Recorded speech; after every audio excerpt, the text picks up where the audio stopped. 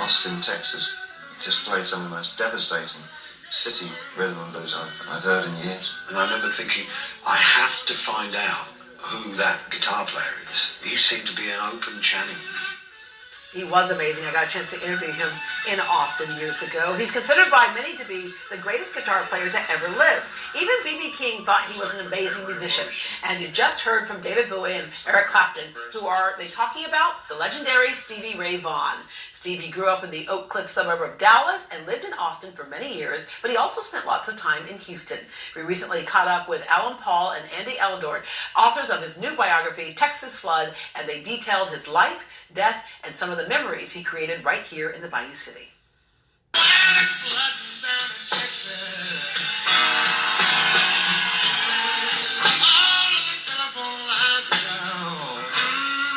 It's easy to know what is the blues, and then there's the stuff on the margins where you can argue if it is or isn't. You know, there's some people that say Stevie Ray Vaughan played too loud and too fast and it wasn't the blues.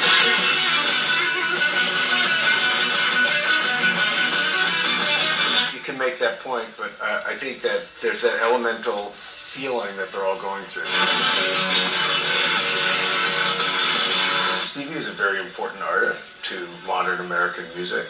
His early tragic demise left, I think, a big crater in the middle of American music that's really never been filled, and in some ways can't be filled. Guitar great Stevie Ray Vaughan was killed early Monday morning in a helicopter crash at Alpine Valley in East Troy, Wisconsin. Sunday night, Vaughan appeared with Eric Clapton at an open-air concert in southeast Wisconsin. Following the concert, the musicians and their entourage boarded 4 helicopters for Chicago. In heavy fog, the Bell Jet Ranger had flown into the side of a 1,000-foot man-made ski hill near East Troy. He was set to begin a European tour next week. Stevie's concept of love was just not about individual type love. It was about world love. It was about loving all people on this planet. Amazing grace. The unanswerable question of what other music would he have made, what other people would that music have influenced, what other guitarists would he have discovered and brought along and been a mentor to. I mean, there's no way to know, but I know that stuff would have happened. And to me, Stevie was always still a little bit of a mystery, and I felt that for a variety of reasons there really hadn't been an adequate chronicling of him. A laundry list of someone's career achievements and gold records. One of the first really big stages that Stevie Ray played was at the Juneteenth Festival in Houston. It was Big Mama Thornton, Albert Collins. There was a bunch of big names, and it was a really, really big deal for them, both because it was a large crowd and because of the other artists involved. And for him to be put on a field with them before he really was a very widely known person was a very significant thing for him. Tommy Shannon, who became the bass player for Double Trouble and really Stevie's best friend and right-hand man. The first time Tommy got up and played with Double Trouble before he was in the band was at Rockefeller's in Houston. And he said as soon as he heard the first few notes of Stevie playing, I belong in this band. I was going to go for that gig with everything I had. And it was just undeniable that some sort of chemistry happened. Something changed with Tommy. We had a band that's timeless in a way. You know, a lot of bands come up and make a hit record and then just go away. And we had a band that just keeps going. Every generation likes it. And then Stevie would play a place called Fitzgerald in Houston, and if you go on YouTube, like really wonderful shows that you can listen to.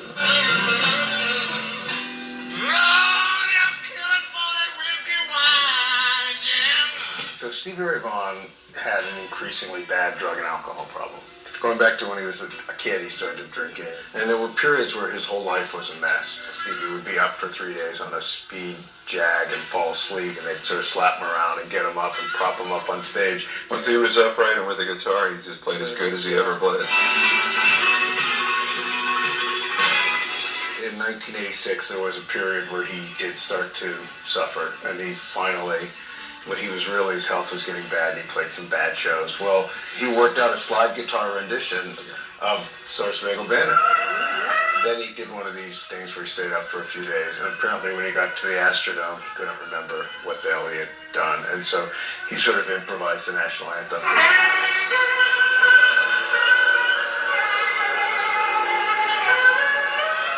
was a rare misstep. And it was a sign, like, okay, he's headed towards trouble because he'd been able to, play great no matter what. So it was a little bit of a fiasco. It's an important Houston memory, but not a particularly good one. One of the very few public bad performances by Stevie Ray Vaughan. In 1989, Stevie Ray Vaughan, Double Trouble, and the Fabulous Thunderbirds both opened for The Who. They did a parking lot show that afternoon, easily 110 degrees out in the parking lot that day. He didn't hold back at all. Sheets of sweat were coming off of Stevie for this parking lot show. Stevie played with as much intensity and fierce power I'd ever seen him play with. He seamlessly melded the supernatural vibe of Jimi Hendrix, the intensity of Albert King, the best of British, Texas, and Chicago blues, and the class and sharpshooter precision of his older brother Jimmy.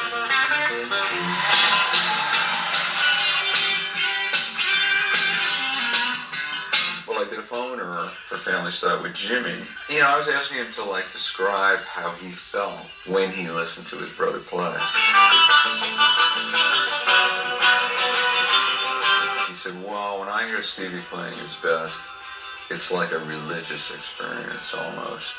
Because I know what that thing is, that feeling to be tapped into some other higher plane. And you feel it, and everybody feels it. It's undeniable. He's not physically here, but he's with me in all my life, everywhere I go, all the time. It used to feel real painful, but it's bittersweet, but it feels really good today. There's no book that has done justice to Stevie as an artist, as a person, and he deserves. Paul and Andy Eleanor, the authors of Texas Flood, will be back in Houston for a book signing and discussion tomorrow evening, 5:30 to 6:30 at Cactus Music, and may even break out his guitar for a jam session. On November 15th, Houston photographer Tracy Ann Hart, whose incredible images you saw throughout this package, will have a limited edition release and pop-up print show of her upcoming book, Seeing Stevie Ray, during Eric Tesmer's concert at Rockefeller's. For more information on either of these books or events, log on to greatdayhouston.com and we'll connect you. And if you can't get enough Stevie Ray Vaughan, log on to our YouTube page for exclusive unaired interview clips as well.